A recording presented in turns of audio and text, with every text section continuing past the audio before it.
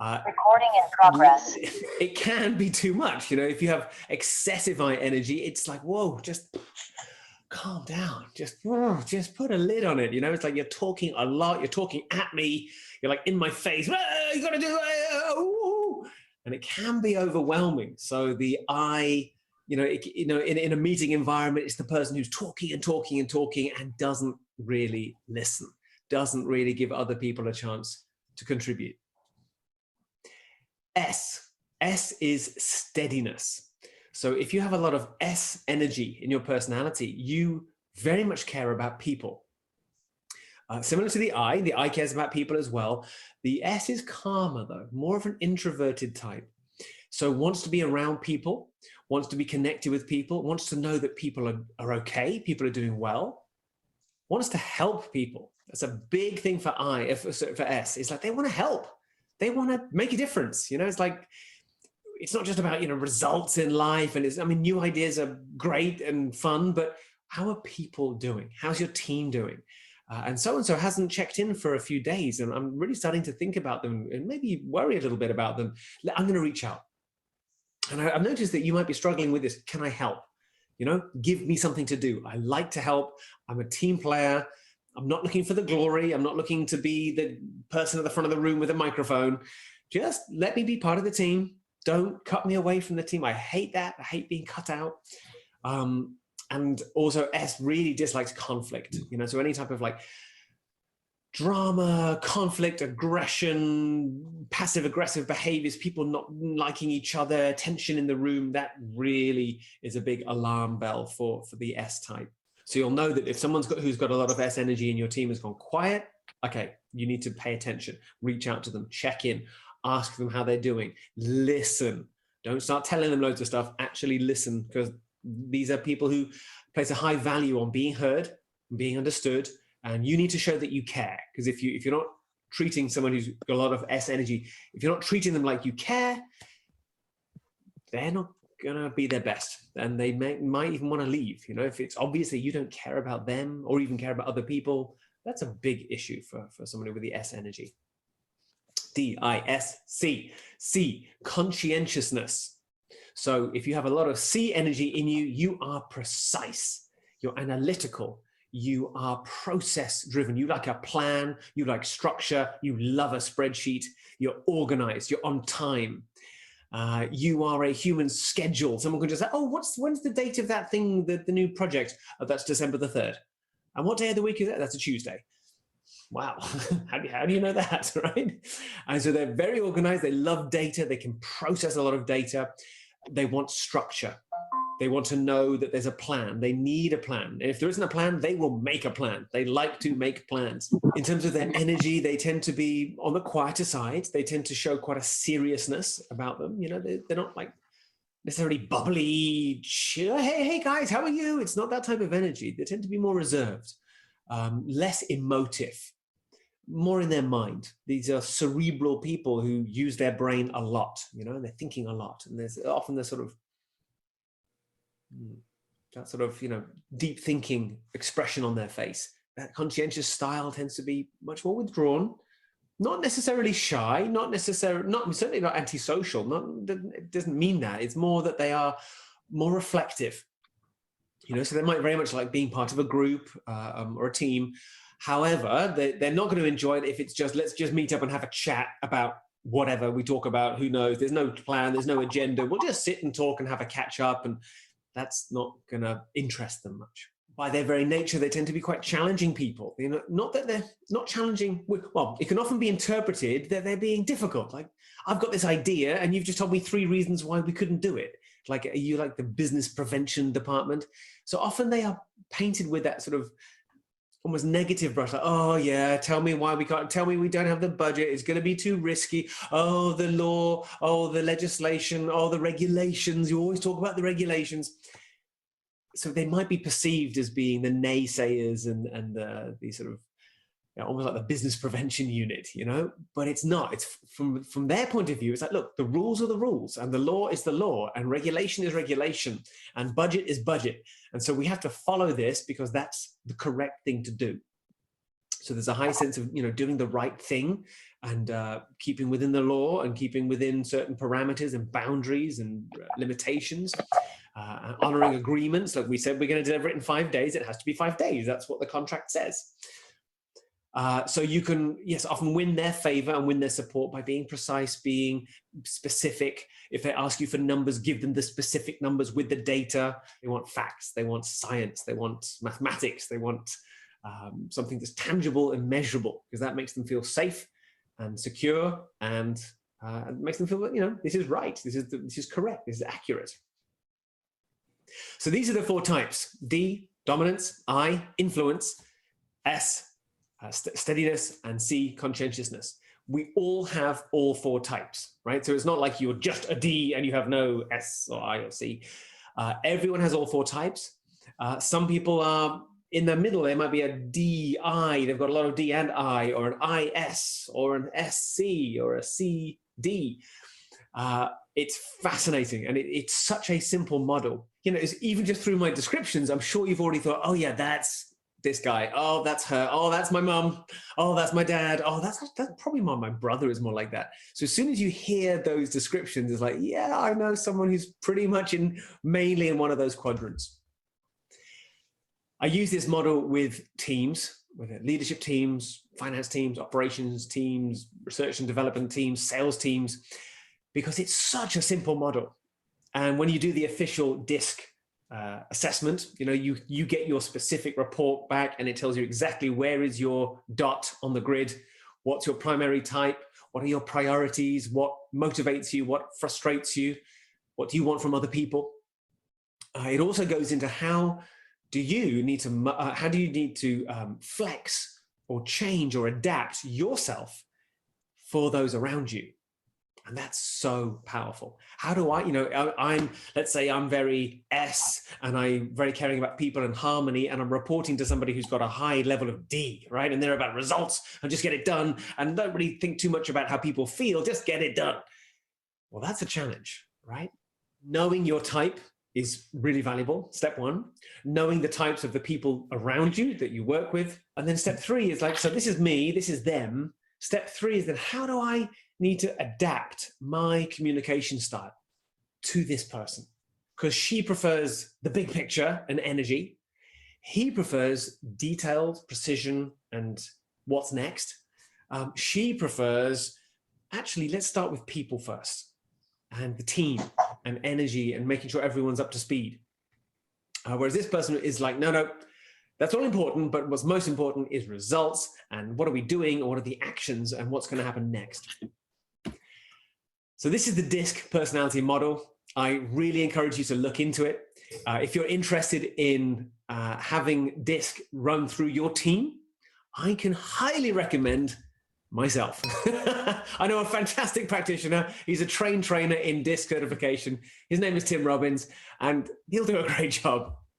Really, look into D.I.S.C. Speak to people. I'm sure you're going to find some people who've already done D.I.S.C. It's a really, really powerful system. It really, very quickly, will give you great insight into yourself, into your team. It will help your salespeople to become more effective at selling because they need to adapt themselves to those 4 types as well. So I hope you've enjoyed this quick video on the 4 personality types. Have you got an idea of what type you are just from this description? If you have, leave it in the comments below. If you have any questions, again, leave some comments below. Thanks very much. My mentor John Wooden told me one time, when opportunity comes, it's too late to prepare. Hi, John Maxwell here. Welcome to Minute with Maxwell. The word is... Okay.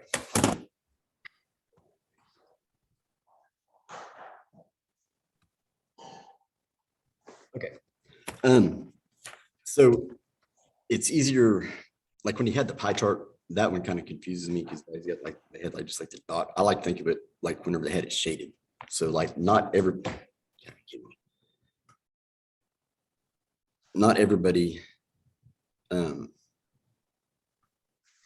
is all one. So like you don't have like anybody that's just a D. I mean, they'll have D, they'll have a little bit of everything. So unless you have weirdos like me, that the circle's like almost right in the middle. but you'll have higher tendencies of one than the other, but you have a little bit of all of them. And since I didn't start recording until partway into it, just kind of a quick recap. D is for dominant. They're aggressive. They like take action. They focus on a goal. If when you're talking to these people, you want to just bring the facts. Bottom line. They don't want to know. They're not worried about the view from the back porch as much as they are about the numbers. They're more to the point. Sometimes they don't come off as emotional or that kind of thing. Transactional, right? I'm sorry. Transactional over relational. Exactly. Yeah, your D's and your C's are both transactional.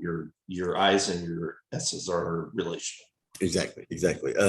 Dave Watt is a pretty high D, if you know Dave. That one's for influence. They're energetic people. They like to be seen.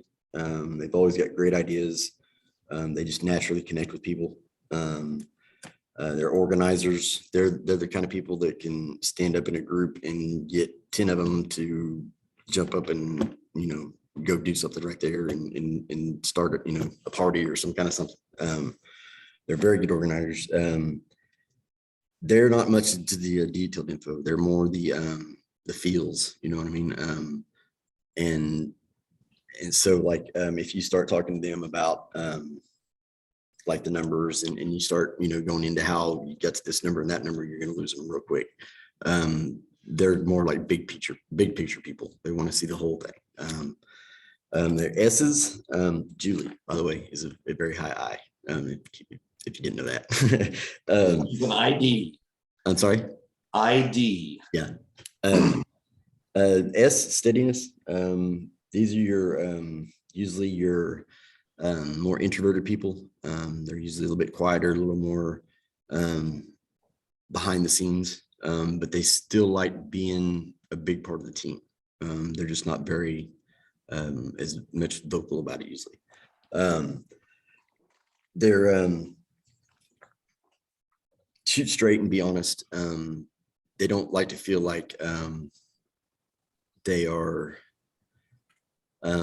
being left out of the conversation. They don't like being felt like they're being talked to. If they're saying something, you need to listen to what they're saying because it's pretty important to them if they're saying it. They generally care about people and they care about people that care about people. So if you come across as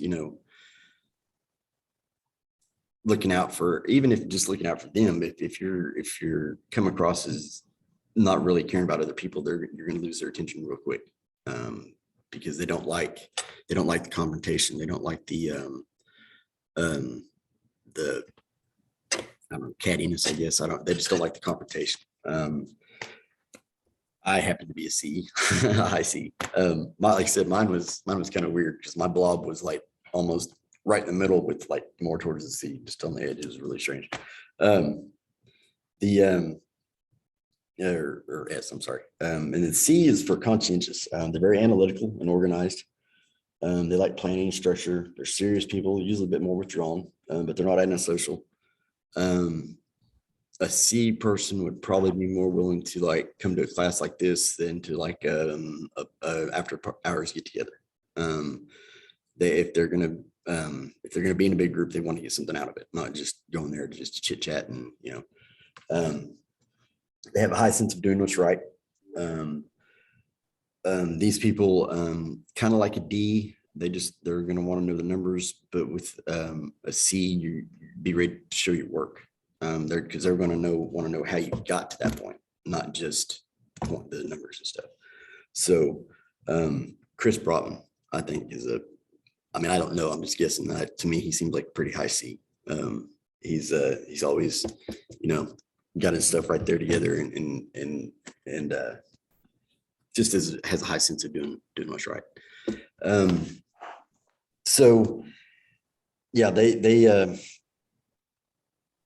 want to know the bottom line, but like I said, they want to know how you got to the bottom line also. So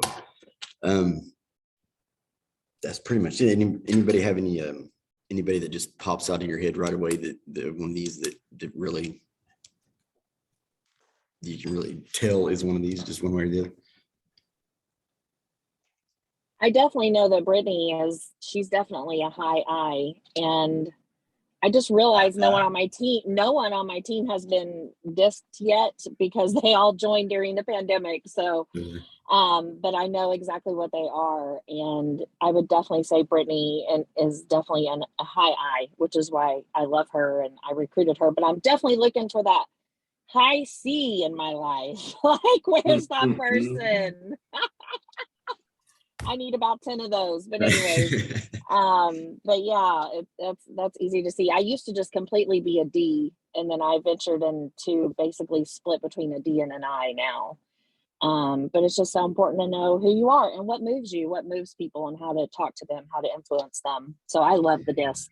Yeah, it's interesting because different situations will bring out your different pieces of the personality. So sometimes, I mean, you might be a high I or whatever, and then a certain situation that will drop or move you over to where you react more as like an S or a C or something. It's really cool just the way it all the way it all works. And it's kind of crazy because some of the questions they really don't. It's like, what the world is that? And then when you get the results back and everything, it's like, okay, so that's what it's really cool. Anybody else? Continue, anybody? I think knowing what you are is like, especially in real estate, is super important because I've done them, but I was in outside sales for 8 years before this. And so that they always made me take it, and they're like, all right, you're not going to get along with that person. And I'm like, well, I'll get along with them. I might be too much for them. So like real estate, especially now that we have Tori to kind of like, she's going to be able to get Facebook leads or any of that. And she can be like, okay, well, you're going to be better off with this person because, like, I know that some people just want to see the house and get, like, and they don't want me to talk their ear off and they don't care about my family and, like, they don't want me to ask about theirs. So, and that's what I'm going to do every time. And so I think knowing what you are is really important in real estate, just because you have to, once you realize what they are, you have to tone it down or you have to bring it up or, Exactly. So. Exactly. Like whenever I was making my listing and buyer presentations and stuff, I had them, all laid out and everything, how I thought they looked good and everything, and had all these pages and stuff. And then after I started doing a couple, I realized that, not everybody wants to see all that stuff. So I've got it to where I can pick and choose. If I've got somebody that's more into the numbers, I've got pages that are more about the numbers. And then if I've got somebody that's like an I or an S or wants to see the more emotional stuff of it, I've got stuff for like that with like more pictures and stuff like that. So it's really important. I mean, because like I said, if you go to like an I or somebody like that, and with a lot of numbers and a lot of just information and stuff, you're going to lose them real quick. I mean, because they don't really care about that. It's not. There's more everything that they're looking at the big picture. So, cool. Well, I think we're about. I want to input, if you don't mind, Coy. Yes. I actually came into your call because I saw it on the calendar, and you guys may not know this, but back in a past life, I was a sales trainer for a company and trained about 700 people a year. And we trained specifically on this topic. And, it's similar to other places that we have to learn how to get along and communicate, right? Where whether it's, a difference in politics or difference in religion or whatever, it's important that we understand language, right? Even a love language. And that's essentially what this is it's a love language to know exactly how you communicate with an individual based on their styles. I love the fact that you mentioned that you're in the middle. Have you ever heard that old phrase, that guy's just a well-rounded guy? Well, essentially, that's what it's talking about. The more that you move that dot into the middle, and you will have situations in your life that'll influence you on how you react to a specific problem, that's more well-rounded. It's not a bad thing that you're in the middle. It means that you could go pretty much in any direction that you needed to solve a problem, probably because you trained yourself on this and hey, this is the characteristics of this person and how I need to communicate with them. I'm a DI, very high DI. My wife is a very high ID. And when we try to communicate both in the D style, we fight. When one of us switches over to an I, we communicate and we get along, right? And so it's important to recognize. And I think if I could encourage you guys to do one thing, it would be to study the characteristics and traits of each style. No style is better than the other. It just helps you figure out how to communicate. And then the other bonus that you get in real estate, I learned this, I learned to really utilize it after I left sales training and went to work for Capital Homes as an in-house realtor, essentially, right? I just wasn't licensed. And when two people come into an office, typically opposites attract and they're paired. Like you'll have a D.I.S. come in. And so you'll figure out real quick which one of those styles is easier for you to communicate with, and then how to reiterate the information that you give them in the other style. And technically you have a better opportunity to win because you have two different styles there that you speak to. And you're right. The opposites in that scale, when you look at that disc as they're around, the ones that are polar opposite are across from each other. So a D and an S have a really hard time communicating. An I and a C really have a hard time communicating. So I love this stuff and could spend hours on it. I can't, but I just think it's a really good topic that helped a lot of people in sales. And the more you embrace it, it kind of helps you figure out their love language and how to communicate in order to get a deal done, successfully, and with them being comfortable and happy at the end. Exactly. And it's just interesting too, just how the mind works. I mean, just the way it is just really cool. And you can really kind of see that whenever you look into the different personality types and read about the different information, and you start seeing it in people. Because it's kind of cool if you study it for a little bit. It doesn't take very long. You just talk to somebody for like just a few minutes, and you can usually. I'm saying 10 seconds, and Yeah, you're like, yep, know exactly that style. What do you think the dominant style is in the United States? That's a good question.